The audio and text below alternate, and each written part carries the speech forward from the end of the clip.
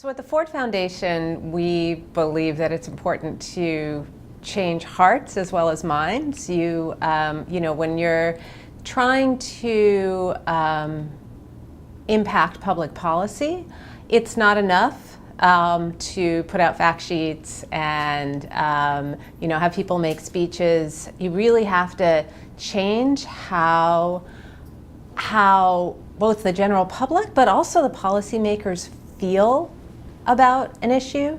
And actually that's what makes policy change lasting. So we have a program at the foundation called Just Films, which supports documentary films and works very closely with our program teams to support films in the areas in which we program. But in addition to documentary films, we also encourage and support our grantees to work with popular culture. So getting themes about paid leave, about caregiving into TV shows. And they've been quite successful on that. Or it's so much in the ether right now that actually the grantees don't even have to push it. It's getting into shows, but then when it happens, then they start blogging about it, they get it on Twitter. And so social media also makes it possible to amplify the messages that get into popular culture.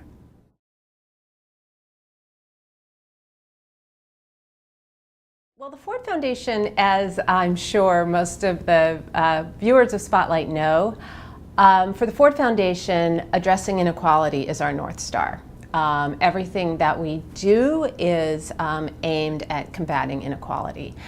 And paid leave is one of those issues. It's just an incredible policy lever, not only for addressing inequality today, but for promoting economic mobility and probably most importantly, combating inequality across generations. So it's exactly inversely proportional. The lower your wage, the higher your wage, the more likely you're to have paid family leave and paid sick days, the lower the least. And so the people who can least afford not to get paid when they have to take time off are the people who are least likely to have that benefit. So what that means is people lose their jobs, they're constantly churning at the bottom of the labor market and they can't move up.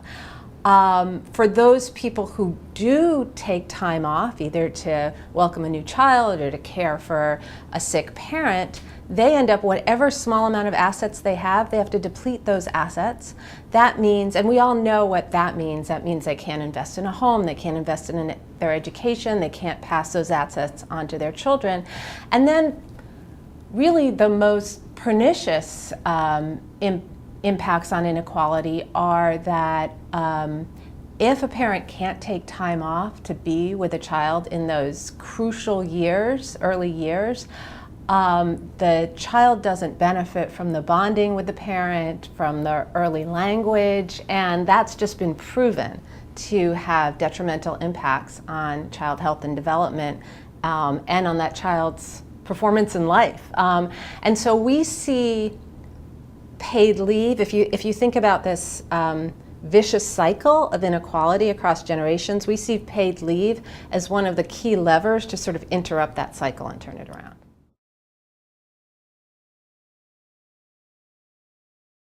Well, I actually will quote Ellen in talking about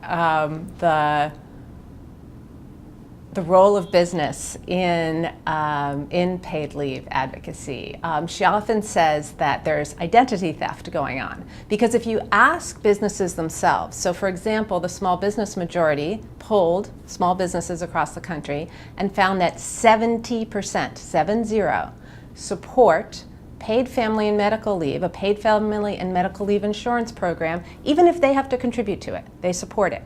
The reason small businesses support it is because it really is actually an insurance program for them. Because small businesses think of their employees as family. If somebody is sick, if somebody just had a baby, they want them to be able to take off. But if they just have 5 or 10 employees, they can't afford that. Whereas a big tech company, a Google, can afford it.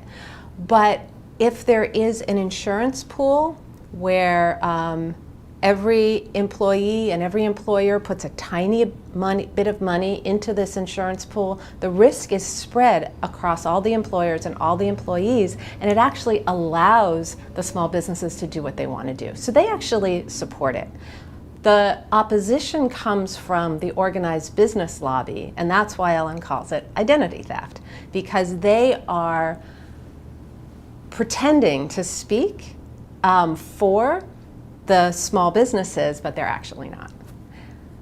And so this has been shown over and over again that small businesses do come out in favor of paid family and medical leave, that increasingly as there's been more and more wins and the issue has gotten more and more coverage in the media and in popular culture, I think there's more of an aura of inevitability around the policies. And so Washington State is a great example. I think the business community there knew it was going to happen one way or the other. And if it didn't happen by legislation, it was going to happen by ballot. And so they came to the table, and there was a discussion that included businesses, that included politicians across the aisle, to work out a policy as opposed to being at loggerheads with each other.